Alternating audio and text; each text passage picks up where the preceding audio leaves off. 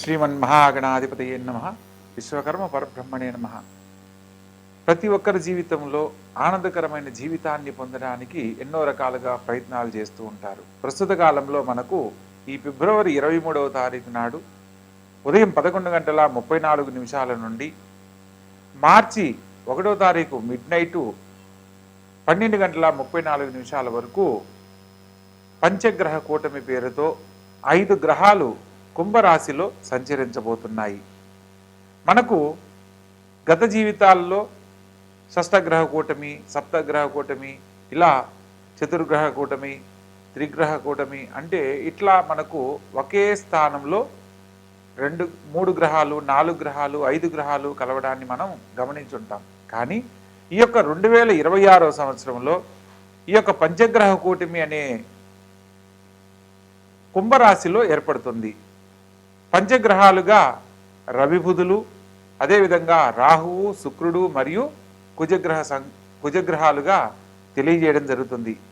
ఈ 5 గ్రహాలు ఒకే స్థానంలో సంచరించేటప్పుడు ప్రత్యేకంగా రవి రాహువులు గనక కలిస్తే పట్టుదలకు సంబంధించిన పనులు కానీ, విద్యుత్తుకు సంబంధించిన సంస్థల్లో ఇబ్బందులు, కొన్ని రకాల సమస్యలు ఎదుర్కోవడము, అదేవిధంగా కుజుడు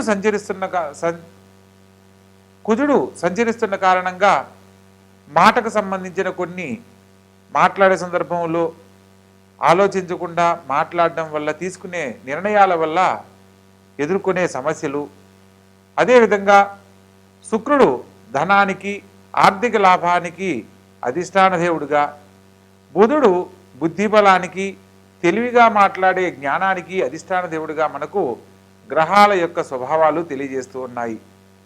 ఇలా ద్విగ్రహాలు అంటే రెండు గ్రహాలు కలిపినప్పుడు రవిగ్రహంతో బుధుడు గనక కలిస్తే బుధ ఆదిత్య యోగము అని అంటారు. ఈ బుధ ఆదిత్య యోగము చాలా యోగ్యమైనది. వారి వారి జీవితాలలో ఉన్నతమైన జీవితాన్ని, పేరు ప్రతిష్టలు పొందే విధంగా అనుకూలిస్తుంది. అదే సందర్భంలో శుక్రుడు గనక కలిశారు అని అంటే ఇక్కడ ఈ యొక్క శుక్రుడు ఎప్పుడైతే కలుస్తాడో బుధాదిత్య యోగ ఫలితాన్ని సంపూర్ణంగా పొందలేకపోవడానికి కారణమవుతుంది. శుక్రుడు చేరడం వల్ల ఏదైతే బుధాదిత్య యోగంలో మనం పొందాలనుకున్న ఫలితాలను ఆయన ఇవ్వనీయకుండా చేయడం అనేది జరుగుతుంది. తత్కారణంగా యోగం ఉన్నప్పటికీ కూడా కొన్ని రకాల పరిస్థితుల్లో మనం సమస్యలు ఎదుర్కోవడం కూడా జరుగుతూ ఉంటుంది. అదేవిధంగా ఈ యొక్క పంచగ్రహ కూటమి విశిష్టత గురించి తెలుసుకుంటూ ఒక్కొక్క రాశుల వారిగా ఏ రాశుల వారికి శుభాశుభ ఫలితాలు, మిశ్రమ ఫలితాలు, ఏ పరిహారాలు ఆచరించడం వల్ల మిగిలిన రాశులకు అత్యుత్తమమైన ఫలితాలు పొందుతారు అన్న విషయాన్ని మనం వివరంగా తెలుసుకుందాం. ప్రత్యేకంగా ఈ యొక్క పంచగ్రహ కూటమి గురించి మనం పెద్దగా భయపడవలసిన విషయం కాదు అనేది ముఖ్యంగా తెలుసుకోవాల్సిన విషయం. ఎందుకంటే 2019 డిసెంబర్ 26లో షష్టగ్రహ కూటమి ఏర్పడిన సందర్భంలో మనకు కరోనా పేరుతో అనేక రకాల సమస్యలు ఎదుర్కొన్న సంగతి అందరికీ తెలిసినదే. ఎక్కడైతే ఈ యొక్క శని భగవంతుని యొక్క స్థానంలో ఈ యొక్క పంచగ్రహ కూటమి జరగడం కారణంగా భారీగా జనసమూహం ఏర్పడే ప్రదేశాలలో కొన్ని ఇబ్బందులు ఎదుర్కోవడానికి అవకాశం ఉంటుంది. శక్తికి మించిన పనులు చేయరాదని సూచనగా తెలుసుకోవాలి. విద్యుత్తుకు సంబంధించిన పనుల్లో కూడా తగు జాగ్రత్తలు తీసుకోవాలి. విద్యుత్ రంగాల్లో పనిచేసే వాళ్ళు కానీ, లేదా పెద్ద పెద్ద పెట్టుబడులు చేసే విషయాలలో ప్రస్తుత కాలంలో ఎటువంటి నిర్ణయాలు తీసుకోకూడదు అని సూచనగా తెలియజేయడం జరుగుతుంది. షష్టగ్రహ కూటమి వల్ల మనం అనేక రకాల సమస్యలు కోవిడ్ పేరుతో ఎదుర్కొన్నప్పటికీ పంచగ్రహ కూటమిలో కొన్ని పరిస్థితుల కారణంగా, జాతకరీత్యా మనం ఆచరించే పరిహారాల కారణంగా కొన్ని శుభ ఫలితాలు అందరూ పొందడానికి అవకాశం ఉంది. ప్రస్తుత కాలంలో ఈ యొక్క ద్వాదశ రాశుల యొక్క శుభాశుభ ఫలితాల గురించి వివరంగా తెలుసుకుందాం. గ్రహ సంచార ఫలితాలను గురించి తెలుసుకునే ప్రయత్నంలో మేషరాశిలో చంద్రుడు ఈ యొక్క ఫిబ్రవరి 23వ తారీఖు నాడు 11:34 ఈ యొక్క పంచగ్రహ కూటమి ఏర్పడుతుంది. మార్చి నెల 1వ తారీఖు మిడ్నైట్ 12:34 వరకు ఉన్న సమయంలో ప్రస్తుతం ఇది వృషభ లగ్నంలో ఈ యొక్క పంచగ్రహ కూటమి ఏర్పడుతుంది. మిథున రాశిలో గురుగ్రహ సంచారము, సింహరాశిలో కేతుగ్రహ సంచారము, అదేవిధంగా కుంభరాశిలో రవి రాహు బుధులు మరియు శుక్రకుజులు సంచరిస్తున్నారు. మీనరాశిలో శని సంచారం జరుగుతూ ఉన్నది.